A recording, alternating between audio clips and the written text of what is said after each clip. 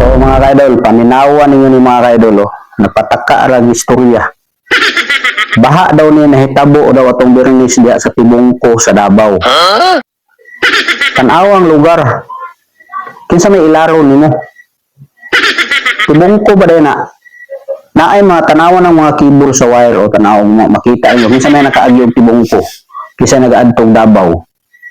Makakita mo diya makaagi og Tibungko naabay mga keyboard sa wire nga ingon ani nagikis-ikis natunga sa kalsada maagian ninyo. Ha? Ug mao ba na ang hitsura sa barangay Tibungko des Davao? Kaya pataka lagi ni siya istorya. Wa na gini laing mahimo ning tawanan ni. Ug wa kay laing ma-content ayo pagpataka istorya. Kisa may ilaro nimo. Tanawan niyo mga idol, paminawan ninyo. Ito yung baha doon sa barangay Tibungko sa Davao City. Napataka na malang taong kagyawit eh. Baha dahil malakas kayo ulan. Pero ewan ko ba, bakit ang defensive ng mga kababayan nating TTS napakita na yung baha sa Davao? Davao, Tibungko ba rin na pataka ang taong gag. Yung regular na pagbaha sa Davao, ulan, di ba bakit? Para hindi masulan. Sabi, tanawar mo ng mga kibol ng mga kurente, nagkikis-ikis na dahil nga nas Tibungko.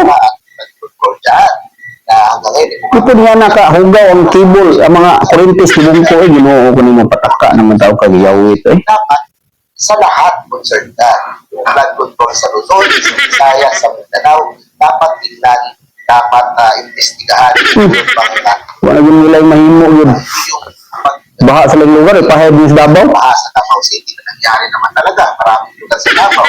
Pinahan ng Friday. Ito. Biglang defensive nasa sabihin. Yes. Nagbaha ba datong Bernis sa Davao, nga wa man. Tibungko. Dapat laban sa flood control sa lahat ng flood control scam na ginagawa sa kahit anumang parte ng Pilipinas, kahit pa doon sa syudad ng mga Sus, wala nila yung mahimo yun. Oo, di ba? Asa ka na nga lugar na nagbaha ang anong ang Davao may hanggi kasanginlan nga mo ining baha ang barangay Tibungko sa Davao nga unsan pa rin tawanan eh wala nyo nilaing mahimo sa inyong kinabuhay gud. Ha? Anong inyong mga apil-apil ang Davao o ng inyong lugar diha nga gibaha ang anong sa Davao ang inyong pasanginlan? Unsan man yung tao ni yung mga loyalista ba wala gilaing mahimo. Parihara mo sa inyong amo. Kung maglino gani Duterte pasanginlan. Magbaha atos Davao ipahid. Ay, pagkawa na may ayo ng tao ninyo eh. Sa pailaro ninyo yung tao eh.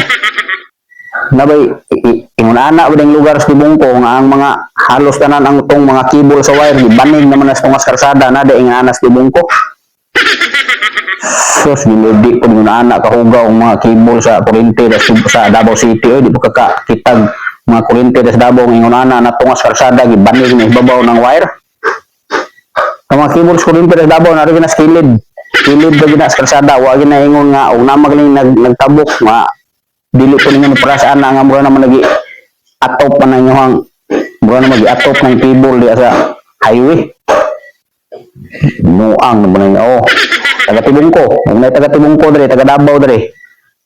Comment daw mo, nagbaha di atong Bernes sa inyo ha? Oh, ako dili ko layo sa Tibungko.